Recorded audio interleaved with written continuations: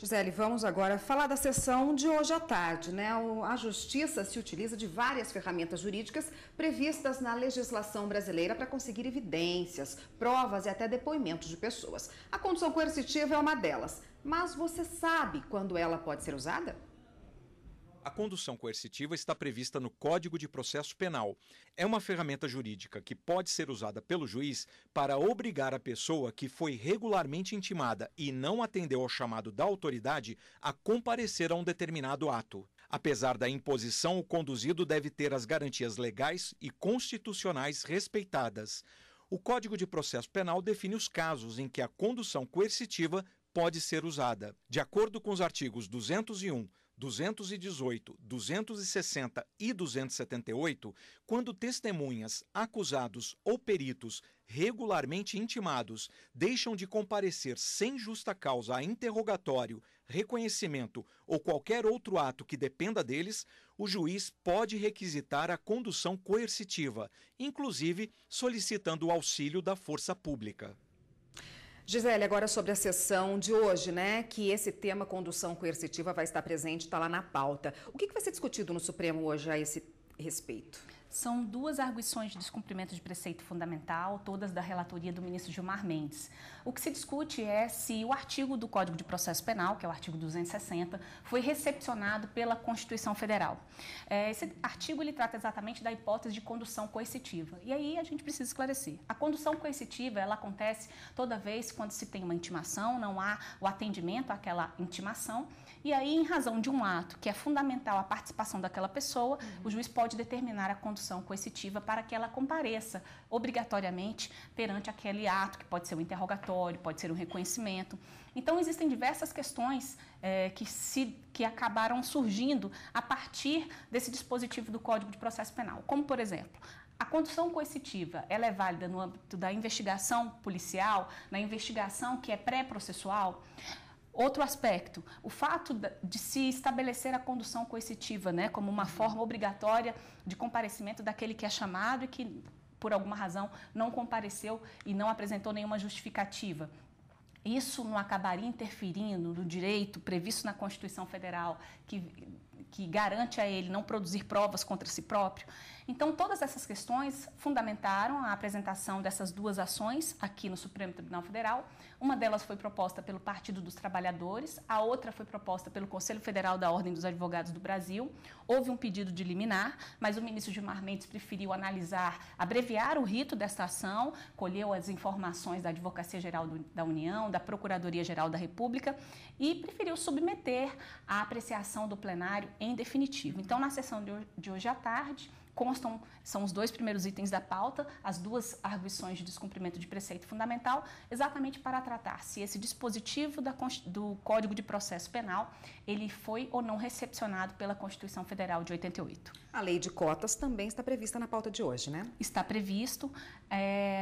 Em relação à lei de cotas, é uma ação declaratória de constitucionalidade, em que se pede a constitucionalidade de uma lei que estabeleceu o sistema de cotas no âmbito do Serviço Público Federal, no âmbito da União. E aí tem uma reserva de vagas de 20% de candidatos negros para ingressarem no serviço público no âmbito da União. O que se pretende é exatamente declarar a constitucionalidade dessa legislação, e esse pedido se fundamentou com base em decisões contraditórias no âmbito da justiça brasileira, umas declarando constitucionalidade, outras afastando a aplicação da lei por entender que essa lei é inconstitucional.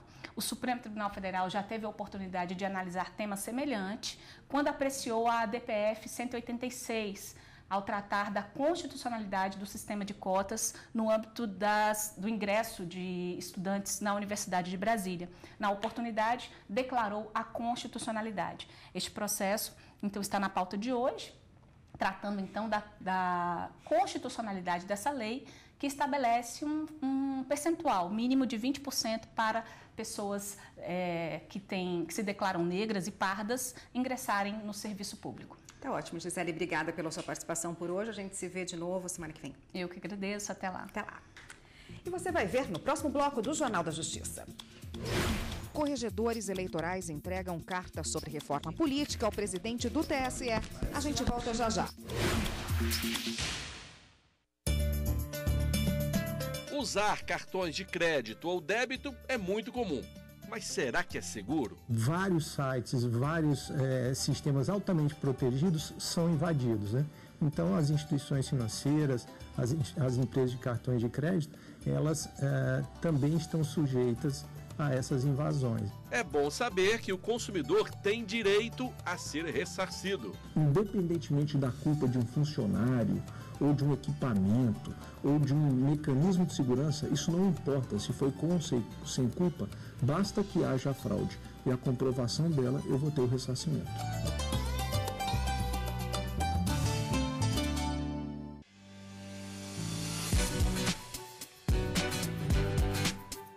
Anote aí, o Tribunal de Justiça do Estado de São Paulo abriu inscrições para concurso público. São oferecidas 276 vagas para o cargo de juiz substituto. O salário inicial é de quase R$25 mil. As inscrições vão até o dia 17 de maio. A taxa custa R$ 248. Mais informações no site vunesp.com.br.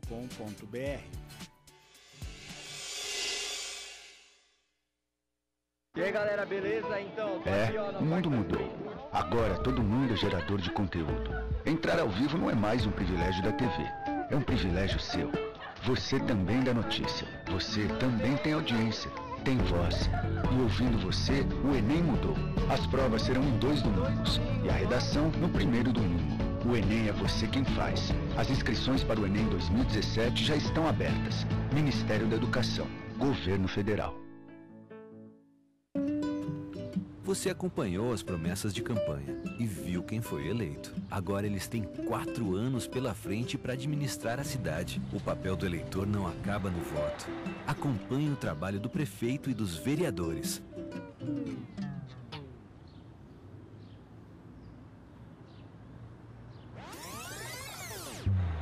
Cobre, fiscalize, participe.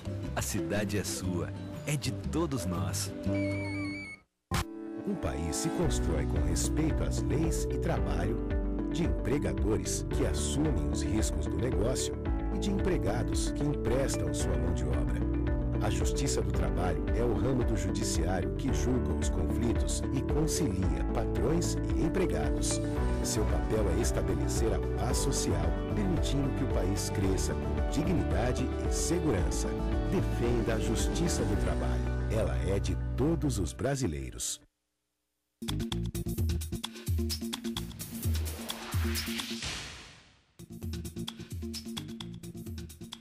Nessa quarta-feira, o presidente do Tribunal Superior Eleitoral, ministro Gilmar Mendes, recebeu os corregedores da Justiça Eleitoral para discutir a reforma política. Depois de participarem da audiência na comissão criada na Câmara dos Deputados para debater a reforma política, os corregedores eleitorais também discutiram sobre o tema em uma reunião com o presidente do Tribunal Superior Eleitoral, ministro Gilmar Mendes, na sede do TSE. Temos tido um bom diálogo com o Congresso Nacional e estamos confiantes que vamos poder contribuir para uma reforma que já nos permita chegar em 2018 com um novo modelo, uma vez que, como eu tenho falado, esse modelo atual parece já de longe exaurido. É preciso aperfeiçoar o modelo eleitoral e o sistema de financiamento. É preciso deixar o candidato longe do dinheiro, né, porque isso tem sido um ponto sensível nessas distorções que hoje já conhecemos. Os corregedores eleitorais elaboraram uma carta com sugestões ao projeto. O documento foi entregue ao presidente do Tribunal Superior Eleitoral, ministro Gilmar Mendes, e traz mudanças que já poderão valer para as eleições de 2018. Nós temos que encontrar uma fórmula para, de um lado, agregar o financiamento público, de outro, baratear o custo das eleições e, terceiro, reduzir, se não for possível, eliminar as agremiações políticas, que não são partidos, mas são siglas de aluguel. A implementação do voto impresso também foi apontada pelos corregedores como um dos principais problemas. Estamos vivendo num momento de uma profunda crise econômica. E é correto exigir que o país faça esta despesa gigantesca neste momento. Nós, corregedores, entendemos que não. Mas, evidentemente, uma decisão do Congresso Nacional tem que ser respeitada por nós, juízes. nós cumprimos a lei, mas fazemos um apelo ao parlamento para que, pelo menos, adie a implementação deste voto impresso, porque o Brasil não tem condições, neste momento, de pagar esse preço, quando as prioridades deveriam ser outras. E na sessão plenária do Tribunal Superior Eleitoral desta manhã, o presidente do TSE, ministro Gilmar Mendes, falou sobre o projeto de lei que cria um cadastro nacional único para reunir dados civis e biométricos dos cidadãos brasileiros. É um projeto importante que iniciou na gestão do ministro Toffoli, né, e que dá sentido, inclusive,